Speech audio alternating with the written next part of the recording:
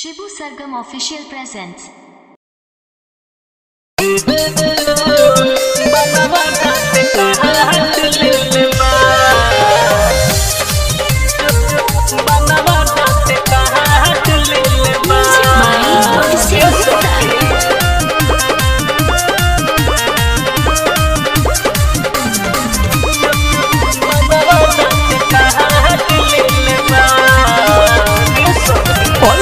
मिलन सखी हमारो भतार रात छोड़ दिन के करे लगे प्यार। ऐसा मिलन सखी हमारो भतार रात छोड़ दिन के करे लगे प्यार। नदिया के भके ढोढ़ी चाट ले बा, नदिया के भके ढोढ़ी चाट ले बा। छाली समझ के दो गालवा जो बनवा दाँत काट ले बा। छाली समझ के दो गालवा जो बनवा दाँत काट ले बा। रे सखी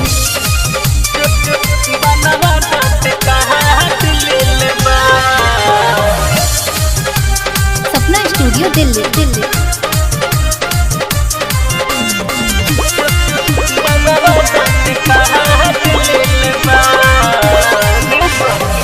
केतना ले कही सखी ओ परो कहानी कहेला कि हम ढूंढी यह नया कसानी। केतना ले कही सखी ऊपर हम कहानी कहेला कि ढूंढी में आवया कसानी। कबू पर जहवा से साट लेला, कबू पर जहवा से साट लेला। छाली के भके दो गालवा जो बनवा दाँत काट ले बेला। छाली के भके दो गालवा जो बनवा दाँत काट ले बेला।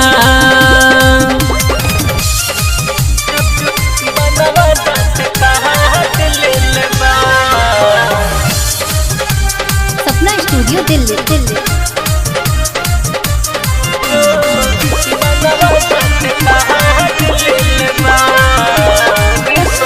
हाँ कोई सहन बावे सखी ओहो पहरा रुचि गोली पियावे समझे ढूंढी एक घूची। हाँ कोई सहन बावे सखी ओहो पहरा रुचि गोली पियावे समझे ढूंढी एक घूची। गहिर मके तना मुआना ना पुले बा, गहिर मके तना हसीबुआ ना पुले बा। छाली समझ के दो गालवा जो बनवा दाँत काट ले बा। छाली समझ के दो गालवा जो बनवा दाँत काट ले बा। रे सखी ऐसा मिलन सखी हमारो भतार रात छोड़ दिन के करे लगे प्यार। नदिया के भके ढोढ़ी चाट ले बा, नदिया के भके ढोढ़ी चाट ले बा। छाली समझ के दो गालवा जो बनवा दाँत काट ले बा। छाली समझ के दो गालवा जो बनवा दाँत काट ले बा। रे सखी